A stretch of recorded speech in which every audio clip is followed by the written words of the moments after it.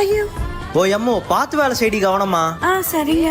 அவ என்னமோ புள்ளத்தாச்சி பொம்பளையா பார்த்து வேலை செய்யுன்னு சொல்லிட்டு இருக்க. மா உடனே என் வாய் அடைச்சிருவா.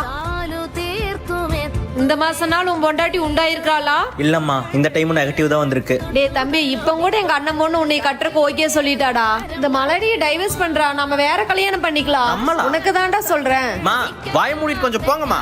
லவ் பண்ணும் போதே ஒரு பிள்ளைய கொடுக்க முடியாதவள லவ் பண்ண வேண்டியது, அப்புறம் இப்படிதான் போகணும்.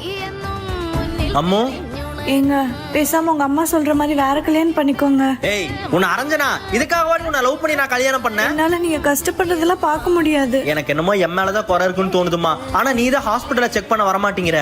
வேணாங்க, அப்புறம் குறை உங்க மேல சொல்லிட்டு அவ்வளவுதான். இப்பயாச்சும் உங்க அம்மா தான் என்ன மலடின்னு சொல்றாங்க, ஆனா அப்புறம் ஊரே அதை சொல்லி உங்களை கஷ்டப்படுத்தும். அதை என்னால தாங்கிக்கவே முடியாது. இங்க பார், எனக்கு குழந்தையே இல்லைனாலும் பரவாயில்ல, எனக்கு நீ போதும்டி.